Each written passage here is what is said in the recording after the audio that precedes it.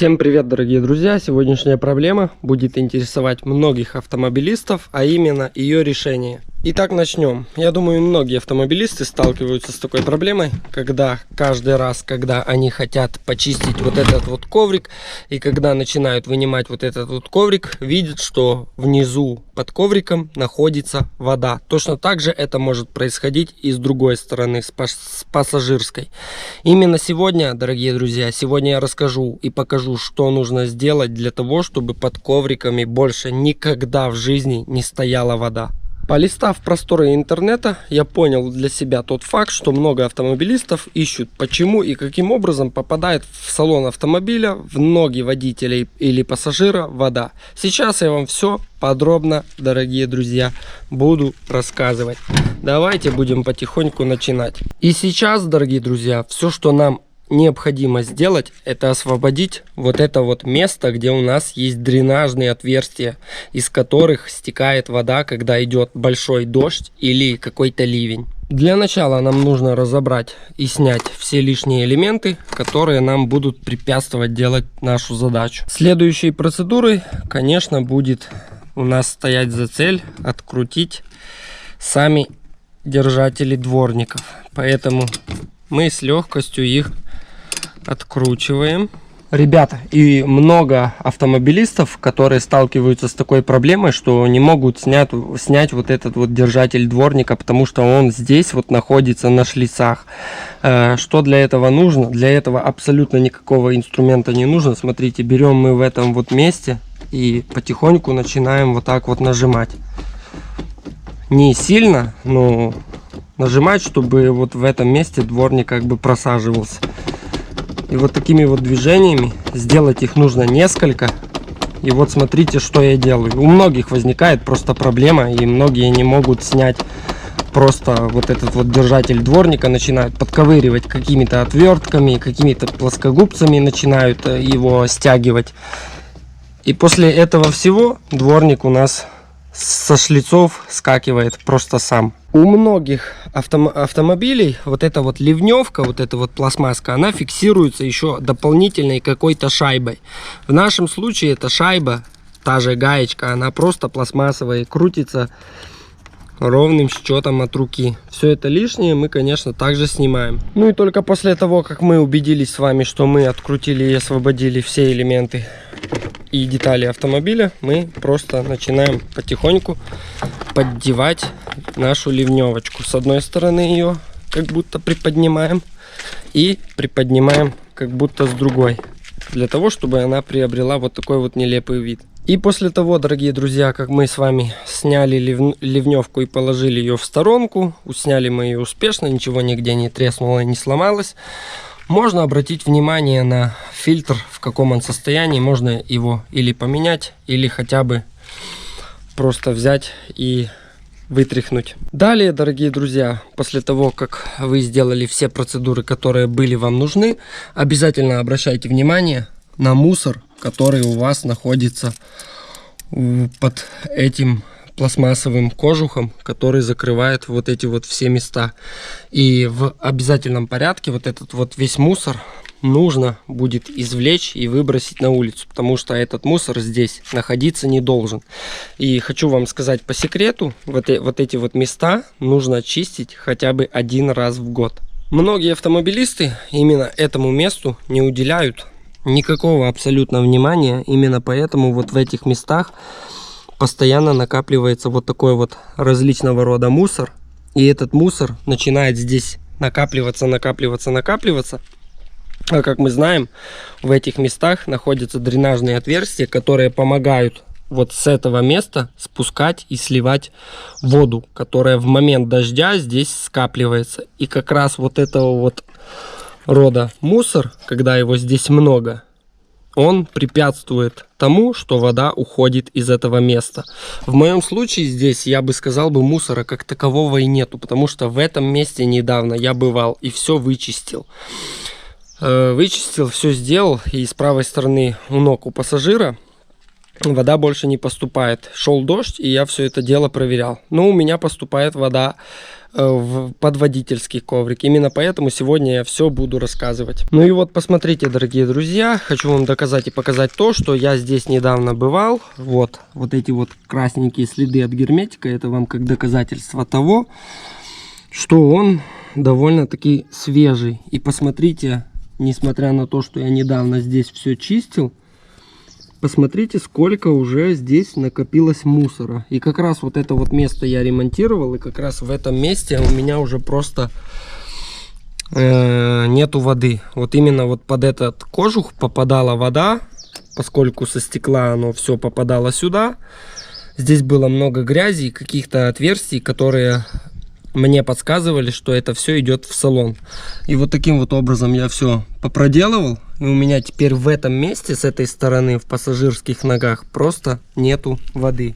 Ну а теперь, дорогие друзья, давайте будем разбираться с самым главным. Смотрите, вот у нас идет вот эта вот вся платформа. Вот эта вот часть, она идет вот под таким вот углом. То есть это не главная часть. Можем сделать такой вывод. Главная часть у нас вот. Видите, вот это вот место, оно ровное, и как раз нам вот это вот место подсказывает, что это самая нижняя точка, где собирается и стоит у нас вода. До тех пор, пока не начнут работать дренажные отверстия, и всю эту воду не начнут спускать. Вот это вот самая нижняя точка. Вы у себя в автомобиле тоже должны будете ее найти. Далее, ребят, после того, как мы с вами уже нашли и определились с нижней точкой, обязательно вот обращайте внимание вот на такие вот пробки. Они резиновые, но они со временем могут быть пересохшими, и обязательно ее вытаскивайте, все это место чистите, вычищайте, обезжиривайте и промазывайте все это дело герметиком. Если у вас вообще получилось так, что какое-то место находится без пробки, закрывайте ее чем-либо, хоть пробкой от бутылки, и все это место также промажьте герметиком. Вот посмотрите, как раз в нижней точке, где у нас стоит и скапливается вода, находится у меня эта пробка, и как раз она была у меня, эта пробка. С каким-то маленьким таким отверстием я был вынужден все это дело обработать герметиком.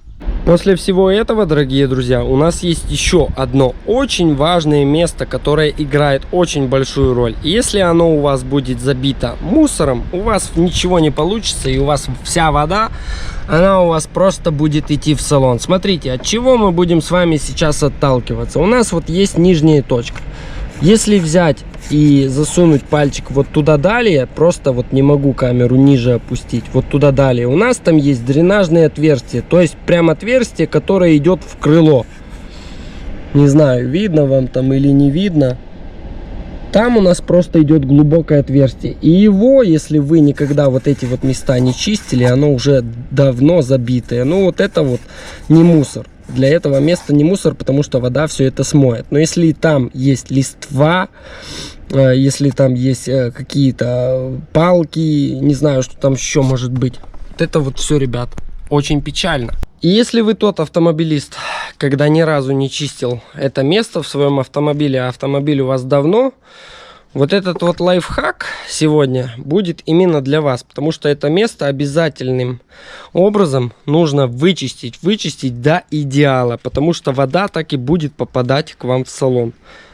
Находим шланг, вот такой вот шланг, это от тормозов Жигули между бачками, который расположен. Смотрите, что мы делаем далее. Далее мы просто берем, наклоняемся над автомобилем. Вот, смотрите, длина шланга. Я вам сейчас покажу, сколько его туда залезет. Поскольку я таким вот образом уже сделал, все это проделывал. И начинаем его туда заталкивать. Смотрите, как он пошел. Очень круто он пошел. Толкаем его еще. Пытаемся, по крайней мере, как-то заломить. Вот смотрите, сколько вот этого вот шланга туда просто-напросто залезло. Если говорить уже прям так, то я думаю, что этот шланг вот где-то вот здесь вот. Вот где у нас начинается все это место. И вот где он у нас. Ну что, дорогие автомобилисты, после того, как мы с вами засунули туда шланг, мы с вами берем компрессорный пистолет, накачиваем компрессор как можно выше, как можно больше бар. После того, друзья, как вы накачали компрессор, сколько у вас там есть атмосфер, столько и хватит. Когда вы его накачали, вы просто берете вот такой вот пистолет с воздухом, кстати, и просто надеваете его в вот этот вот шланг. Показать я всего этого не могу, потому что я не могу выкатить компрессор из гаража. Сел у второго автомобиля аккумулятор. И просто начинаете в это место надавливать воздух. Но к этому всему вы начинаете второй рукой вот этот вот шланг как бы туда-сюда впихивать и вытаскивать. Потому что он там довольно легко ходит. В это время вы дуете воздух. Также, дорогие друзья, не стоит расслабляться, потому что отверстие дренажное у нас вот здесь, как правило, у всех автомобилей оно в одном месте. Точно так же и здесь оно в том же самом месте оно есть. Но я вас еще хочу расстроить. Дренажное отверстие у нас есть и посерединке. Правило, дорогие друзья, дренажное отверстие, которое находится посерединке автомобиля, оно достаточно большое. Вот смотрите. Не знаю, видно вам или не видно. Вот оно. Там достаточно большая дырень. Вот, посмотрите. И, в принципе, его чем-то забить будет очень сложно. Но на крайний случай его проверить все-таки нужно. Это дренажное отверстие уходит в моторный отсек. То есть, кудой-то тудой уходит вода. Ну и теперь, дорогие зрители, хочу вам показать все-таки, в чем же у меня проблема. Дренажные отверстия у меня почищены. Все почистил точно так, как я вам рассказывал. Все перекрыл, перемазал герметиком. Все пробочки понаходил. Все перекрыл, просто вот поперемазывал. Нигде вроде бы нету таких мест, куда могла бы в салон попадать вода. Но вот беда, смотрите, я все же нахожу причину. Вот смотрите, мы видим какие-то два тросика. Ну или это провод, а это трос. Смотрите, что я делаю. Я беру просто этот трос, начинаю поднимать. Как раз то место, откуда начинает спускаться вода в нижнюю точку. И как раз вот под эту вот резинку очень круто. Вот видите, как оно играет. Ну как сюда может не натечь лужа? Как? Именно в этом месте с левого угла педаль сцепления и туда немного левее в угол. С этого места у меня начинает бежать вода. Вот мы с вами и находим такие вот места. Для этого всего мы с вами возьмем вот такую вот небольшую тряпочку и попробуем все эти места сначала вытереть. Просто вытереть для того, чтобы здесь было как можно меньше пыли. Вот таким вот образом. Неудобно. Ко второй вообще мне не добраться с камерой одной рукой. Вот таким вот образом, ребят, все вытираем. Посмотрите, хоть цвет автомобиля появился. Все вытираем и далее мы берем просто обезжириватель и все эти места обрабатываем. Ну вот вам для наглядности, как выглядит теперь вот это вот место. Обезжирил, пускай немного постоит, просохнет. Ну и после этого всего, дорогие друзья, мы берем черный герметик. Ну, к примеру, черный, потому что не так бросается потом в глаза. И все это место, конечно, хорошенечко промазываем. Смотрите, как промазал я. Я промазал даже верхнюю часть тросика, для того, чтобы вдруг чего не попадала вода и туда. И точно так же вот это вот место. Верхнюю часть тросика я тоже промазываю. И саму резиночку тоже целенькую я ее намазал. Намазал не там, где мы с вами видели щели, но намазал все вокруг. Вот такими вот движениями, ребят, все это устраняется. А со всем этим, пока оно сохнет, трогать его не нужно. Можно поискать еще какие-то места. Вот конкретно у меня с левой стороны течет вода. Можно посмотреть еще какие-то места, куда могла бы попадать вода. Вот, к примеру, вот эти вот болтики такие какие-то торчащие. Не знаю, что здесь когда было. Вот здесь нужно все вычистить и посмотреть, или нету здесь никаких отверстий прям, ну, в салон или в кузов автомобиля. Вот так вот, дорогие друзья. Если вам понравился такой видеоролик, такой ремонт, потому что это основное место, куда в салон под водительский и под пассажирский коврик попадает вода. Это основное место. Если вам все это понравилось, ставьте лайк, подписывайтесь на канал и пишите комментарии. Всем пока!